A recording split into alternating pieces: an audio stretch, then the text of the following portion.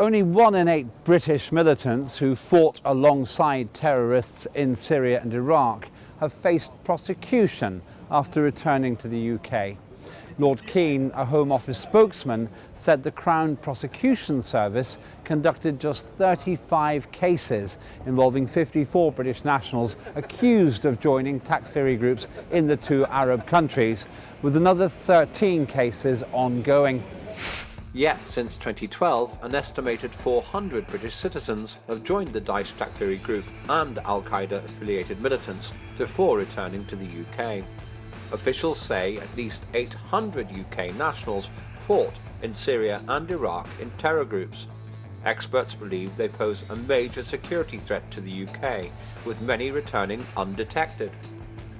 Daesh terrorists repeatedly call on members to carry out attacks in their home countries. One such attack in the French capital Paris in November 2015 left 130 dead. Estimates say the death toll in Syria itself since March 2011 exceeds 400,000. Why is Britain involved with British militants in Syria? Why has the UK prosecuted so few of these militants? And who is responsible for this major security threat to the UK? These are the simple questions we sought to answer. Now, Britain is widely condemned for supporting militants in Syria who have massacred thousands of civilians. Why do the government and mainstream media seem to ignore Britain's contribution to ISIL's terror? We asked the public. I don't really know the answer to that question, but I do feel that often with the media and the news coverage, it's all scaremongering and it is very negative. So I often don't. I sort of shy away, not for ignorance is bliss, but partly because it's an area I don't fully understand and I probably don't really want to delve into. I think the media may not talk about it so much in terms of news, but I think there's a general understanding of Britain and America's role in destabilizing the region, generally speaking. It's spoken about. It's just spoken about. I think there is an understanding of it, and it is recognized. Well, I think it sounds embarrassing, right? So if you send people there to fight, to be involved in the conflict, and then it turned to be quite a mess, quite a disaster. So now you certainly want to, well, not to hide it, but not to pay attention, to bring attention of the public to the fact that you're kind of fueling in the beginning. So I think this is why they do that. I think they're certainly ashamed about the fact that they were sending people there to start with. I think it's just the safe option is to avoid drawing attention to the fact that a lot of these problems we've caused. I think it's easier to kind of to pass the buck and pretend that we weren't there and had nothing to do with it. Yeah. I think we're probably just ashamed. We don't want to associate ourselves with the issue. I think that's quite common. Britain goes in and does something and then just backs away quite quickly. So I think we are ashamed and I think that's probably the main reason. We invited our experts to consider why the media and politicians in the UK don't want to make anything of Britain's contributions to ISIL's terrorist activities. The war in Syria must be understood. It's important to understand that the war in Syria is an imperialist war of intervention that's being fought through proxies. Any government that opposes through economic or foreign policies Western domination puts itself forward as a candidate for overthrow. We saw this in 2003 in Iraq, in 2011 in Libya, and we're seeing it now with the attempted overthrow of Assad in Syria. What's worse is that Britain and our allies have failed to learn the lessons of these disastrous conflicts through the irresponsible support and assistance that's being provided through radical opposition groups in an attempt to achieve their intended aim of regime change in Syria. British support for groups in Syria, for radical groups in Syria, although it remains widespread, has been completely overlooked by the mainstream media in this country and around the world. Experts have widely condemned Britain for supporting militants who have gone and fought in Iraq and Syria.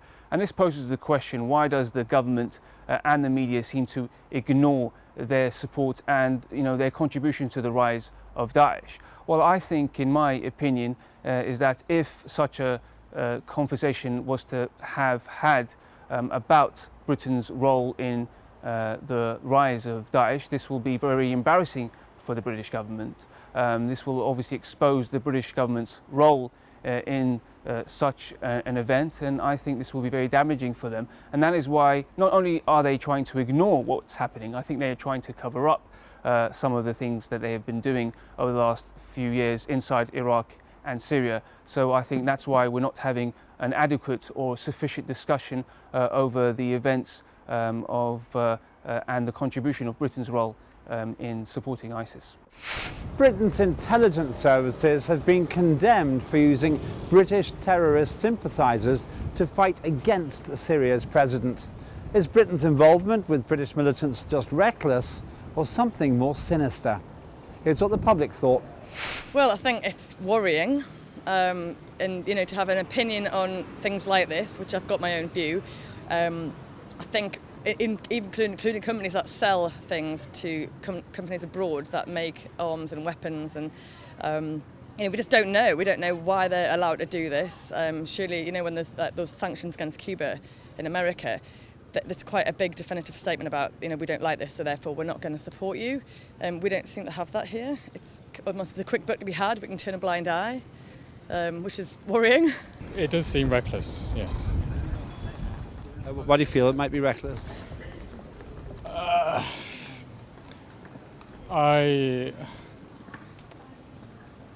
don't know, I just think it'd be better to use more kind of legitimate channels than rely on or make use of terrorists. And also, I suppose it can just kind of spiral out and cause more problems that perhaps would be prevented by doing it in a more legitimate sort of way. For sure, yeah, I think it's reckless, yeah, careless. I think, the government, needs to be accountable and, really crack down on stuff like that, and punish, big time. I mean, I'm not really that up to speed with it myself. I mean, obviously I know that Syria, we've allowed fighter jets into the area, but obviously just bombing it from the sky just seems like there's obviously going to be some civilian impact there, and that's my personal opinion, and I don't think that it will work. It will encourage civilians to get more annoyed because their families have been hit, and then they'll turn into terrorists, and that will obviously come from that. Our expert panel assessed the motives behind Britain's links to British militants fighting in Syria. Britain, the US and the allies in the Gulf are all involved in this policy of providing assistance and support to radical groups in Syria. Logistical support, training and the widespread transfer of arms have all been used. Huge investment, especially from the US, has gone into Syria in an effort to bring about regime change. Up to 7.7 billion since 2011 has been sent from America to fighters in Syria. The head of the DIA has even claimed that a willful decision has been taken to create and nurture terrorist groups in Syria. Britain has resorted to funding and supporting the very groups that not very long ago represented their main enemies in the area. Rather than being some sort of reckless mistake, this must be understood as a calculated policy that demonstrates that Britain and their allies will stop at absolutely nothing to achieve their aim and fulfill regime change in Syria. Britain has been condemned for supporting and using British citizens to go over to fight in Iraq and Syria. Now, some pose the question, were they being reckless about this, or did they have a sinister ulterior agenda? And I believe it was the latter, and I think Britain did have a sinister ulterior motive to try and use some of these fighters to go over to fight in Iraq and Syria, because Britain has an interest over there and a political agenda to try and topple the Syrian government, and that is why they supported such groups and such individuals, and I think they actually encouraged and paved the way for certain fighters to go over to fight, because in the initial conflict we saw the British government demonising the Syrian government, and on the other hand treating those who did fight the Syrian government as heroes, and of people who were supporting democracy and trying to spread democracy by getting rid of this dictator. So they created this scenario which encouraged people to go over to fight. So I think there was a very big ulterior motive that Britain had in supporting these fighters to go over to fight. The UK has prosecuted only around 12% of at least 400 British militants who've fought alongside terrorist groups in Syria and Iraq and then returned to the UK. What does the public think Britain wants to do with the 7 out of 8 who are free? That's quite bizarre. I don't know why. Obviously, that needs to be sorted out. Like, I think probably every individual case is different, so it's probably hard to just categorise them in one group and prosecute them all.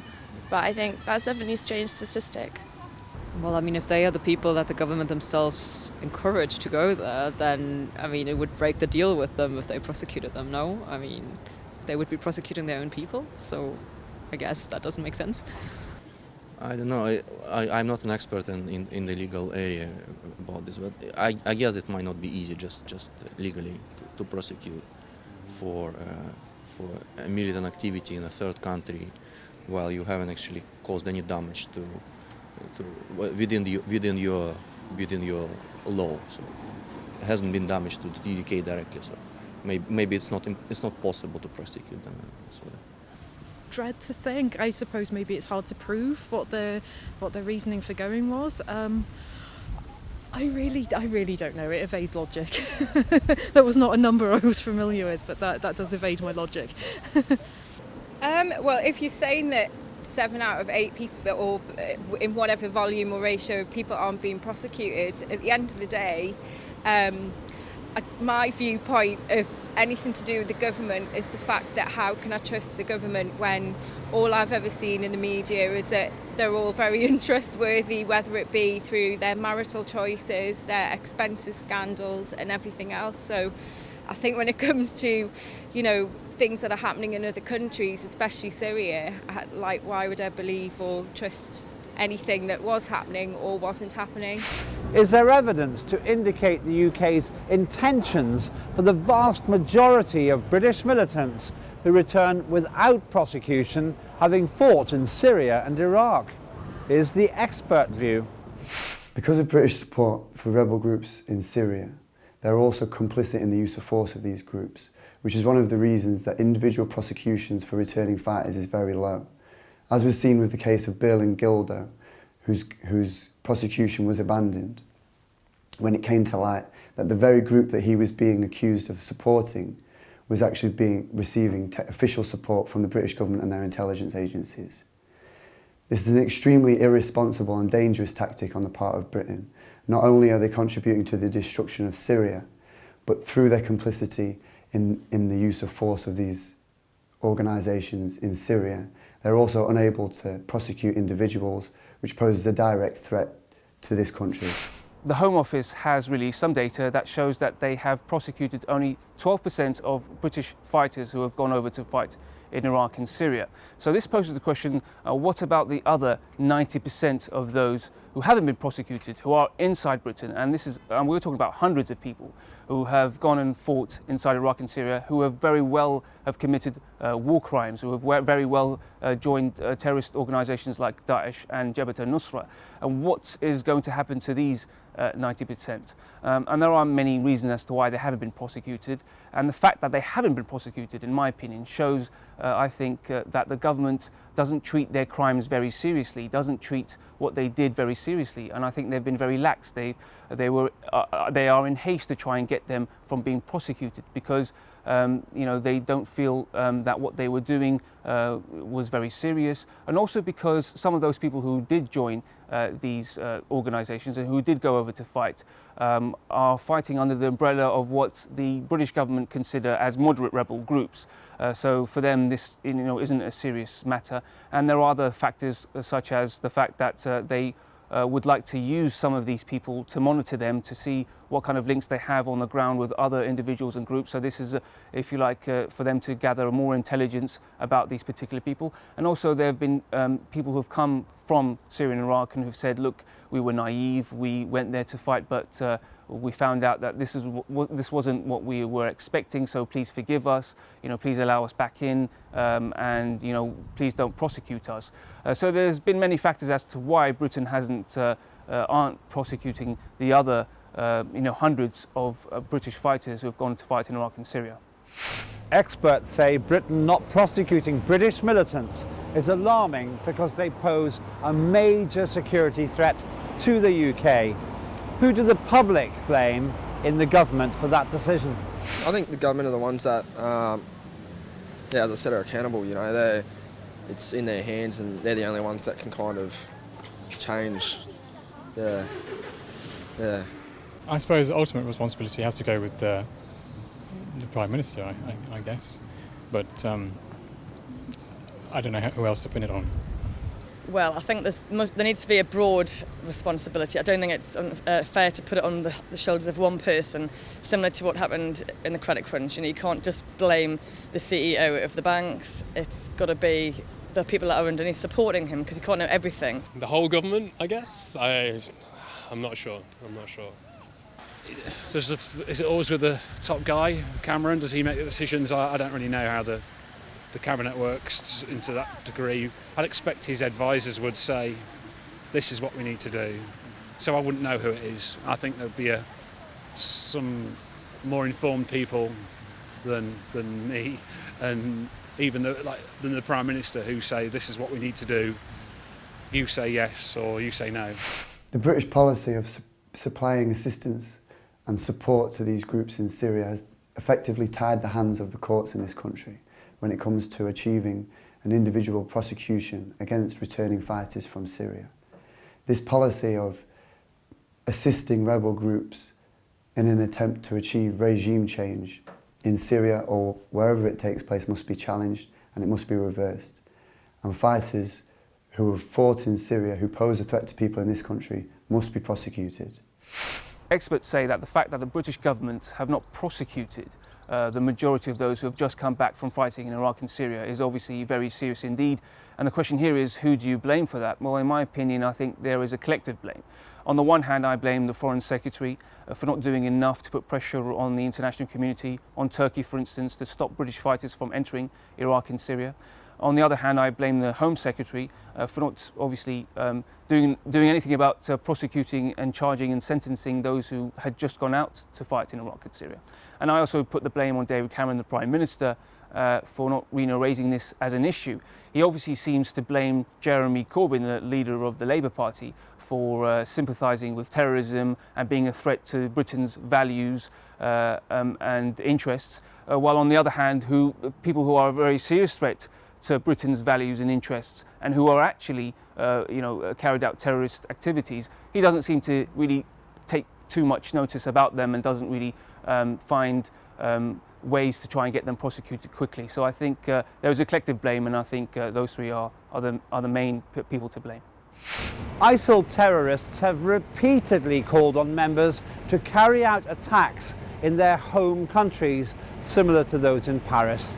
What do the public feel should happen to David Cameron if British civilians die in a terrorist attack on that basis? Again, I do feel that is it really down to just one person? I know he's sort of the leader in government, but at the end of the day, it does throw sort of, a belief that there is something corrupt about it if there are that many people that haven't been prosecuted and are still living within the country, but it doesn't really make sense to me. But I don't know how that would necessarily fare to just blame it all on one person, because surely the government is also led as a group as well. It's not specifically just one person. I know there's a team leader, but it's a collective, isn't it? Well, I think he's going to lose his credibility, isn't he? So it's not a question of what I think should happen to him. I think he needs to make that decision for himself. If the evidence is stacked against, if they knew things and they didn't act on it, then, I guess he would have to step down, wouldn't he? And the government needs to think long and hard about what they're sharing with people. Well, he should step down. No. I mean, it's a hard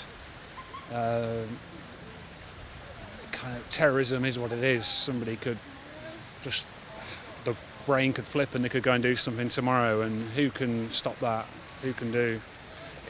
You can just, if you've got leads on known people now, then yeah, follow them up. But I don't think it can all fall to one man. Everyone's got to be vigilant, haven't they, and do what they can. He's a very slippery character, and I don't know that he could be, I don't think he would ever be held responsible if there was an attack here, and I think there's a lot of propaganda and scaremongering. We've been to 2 massive venues today and had horrendous security at both of them, and I really doubt that David Cameron would ever be held responsible for any of it.